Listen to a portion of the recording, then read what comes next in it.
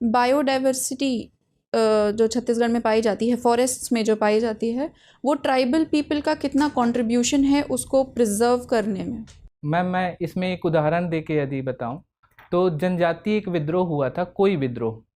वो उसी प्रकार था जैसे जो अन्य क्षेत्रों में विद्रोह हुआ जिसमें पेड़ को बचाने के लिए हुआ था। तो एक पेड़ का नारा दिया गया और ये औपनिवेशिक काल में कोई विद्रोह हुआ था। तो उस संदर्भ में पर्यावरण और जैव विविधता को बचाने में जनजातियों का योगदान देखा जा सकता है। दूसरा कि जो पर्यावरण से मिलने वाली वस्तुएं हैं, लघु वनोपज है, उनसे उनकी आजीविका निर्भर है, तो वो पर्यावरण के साथ एक तालमेल से रहने का प्रयास करते हैं। तीसरा कि जो अभी प्रधानमंत्री का लाइफ कैंपेन है वो भी पर्यावरण आधारित जीवन शैली को प्रमोट करता है और जनजातियों की शैली यही रही है। चौथा, इसमें नेचुरल बेस्ड सॉल्यूशन की जो बात करते हैं, वो नेचुरल बेस्ड सॉल्यूशन भी हम जनजातियों से सीख सकते हैं और जनजाति जैव विविधता को बचाने में इनका प्रयोग करते हैं।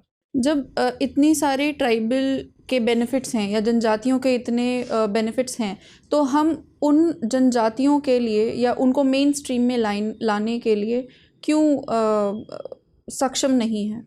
मैम, इसके पीछे जो मैं कारण समझ पा रहा हूँ, उनका जो विचार है, जो जनजातियों का विचार है, वो मुख्य धारा की ओर नहीं हो करके, जो मुख्य धारा जो पूंजीवादी हो चुकी है उस ओर ना हो करके एक समाजवादी दृष्टिकोण कह सकते हैं, जहाँ पे सबको बराबर की दृष्टि से देखा जाता है।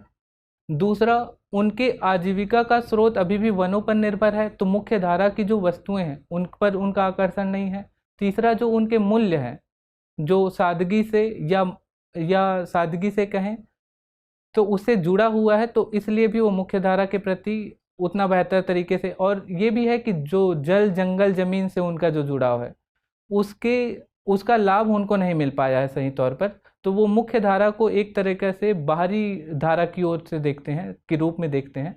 तो ये कारण मुझे समझ में आता है। जैसा भी आपने बोला कि जनजातियां अभी भी वनों पर निर्भर हैं, तो जो डेवलपमेंटल प्रोजेक्ट्स हैं छत्तीसगढ़ में, इसका मतलब वो है कि क्या हम उन ट्राइबल या जनजातियों की डिपेंडेंस, निर्भरता को डिस्ट्रॉय करना चाहते हैं, ख़त्म करना चाह रहे हैं? मैम, इसमें जो भारत सरकार की नीति है या जो निजी क्षेत्र को वहाँ पे प्रवेश कराने की नीति है, मुझे लगता है कि ये अवसरों के विविधीकरण को बढ़ावा देने का प्रयास करते हैं, बजाय कि उनको जो उनके जो परंपरागत स्रोत हैं आजीविका के, उसको कम करने का।